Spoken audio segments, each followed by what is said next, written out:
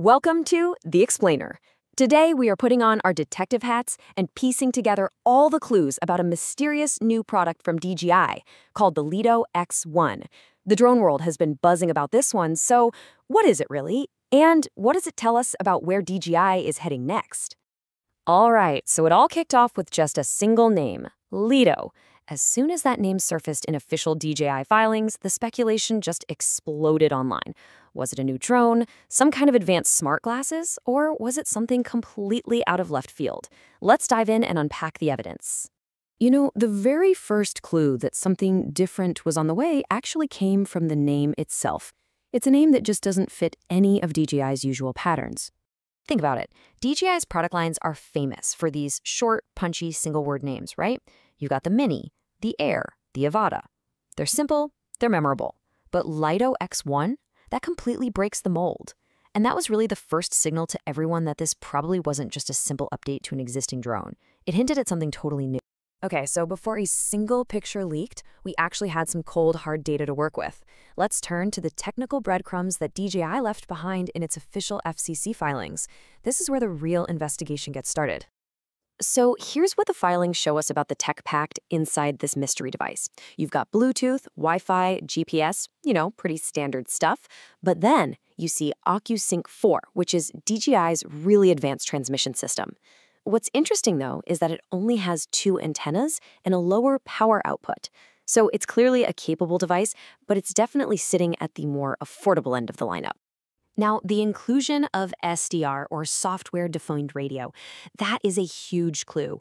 This is the kind of technology DJI typically reserves for its pro-level drones to get that rock-solid, super stable video feed. So finding it in what appears to be a budget device, well, that's a really fascinating contradiction. So with all the technical specs logged, the investigation took a really big visual turn when the first alleged photo of the Lito X1 finally surfaced online. And this is it. This is the image that sent all the online forums into a total frenzy. It was leaked by some pretty reliable sources, and it definitely looks like a propeller arm, but its design, it's so simple, almost kind of cheap looking, and that just made the mystery of what DJI was building even deeper. This one little picture sparked a massive debate. I mean, it basically split the community right down the middle. Was this part of a new super lightweight drone? Or was it maybe the arm of a pair of augmented reality glasses? 2 main theories started to form. Let's break down the arguments because both sides had some really compelling points. The drone camp, well, they pointed to the obvious. It looks like a drone leg, plain and simple. Plus, the FCC filing explicitly mentioned UAV antenna use. But the glasses camp, they had a great case too. The name Lito sounds a lot like light, as in light field glasses, a type of AR tech. And that powerful, low-latency video transmission, it would be absolutely perfect for that. And this quote from a discussion on Reddit just captures that AR glasses theory perfectly. For a lot of people, the branding itself was the biggest clue. It really suggested a product that was all about visual tech and being lightweight, not necessarily about flying. So, this debate, drone versus glasses, it raged on for weeks, with good evidence supporting both sides. And then, the breakthrough. A key piece of information emerged from the supply chain that pretty much solved the case overnight. And here it is. The breakthrough came from insider info that the Lito X1 was going to be sold in a Fly More combo, and that combo would include the DJI RCN3 controller. And this little detail, this is the smoking gun. You see, the RCN3 is a very specific piece of kit. It's a remote without a screen that's designed specifically for controlling DJI drones using your smartphone. There is absolutely no reason you would bundle this controller with AR glasses. So, case closed, the Lito X1 is for sure a drone. But knowing it's a drone is really only half the puzzle. The real question now is, where in the world does this thing fit in DJI's already crowded lineup? So, with its identity finally confirmed, 3 main theories really started to take shape. First, the simple one. It's a direct successor to the DJI Mini 4K, their current entry-level drone. Second, maybe it's an even lighter drone, something that breaks a new weight class, maybe under 200 grams.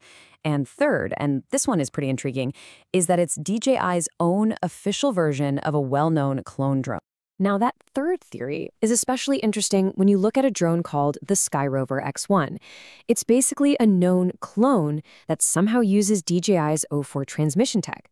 And when you compare it to the Lito X1 with its budget look and confirmed O4 tech, well, they look very, very similar. This could be DJI's way of officially stepping into that ultra-budget market to compete directly with the cloners.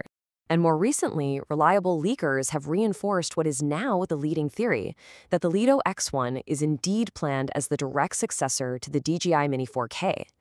And really, this lines up all the evidence we have perfectly. The budget appearance, the lower spec O4 transmission, and the need for a new entry-level model in their lineup. So why does all this matter? Well, the Lito X1 isn't just another product release. It's a really calculated business move. It looks like DJI's answer to a growing demand for true entry-level, sub-$300 drones. It's their way of creating an even lower-cost entry point into the DJI ecosystem, trying to capture new pilots before they decide to go with cheaper alternatives. And that leaves us with one final big question. The Lito X1 is a drone of contradictions, isn't it? It's got a budget-friendly build, but it's paired with some pretty high-end transmission tech. So will this combination make it the best entry-level drone ever created? Or will it just be a product that's ultimately defined by its compromises? I guess we'll have to wait for the official release to find out.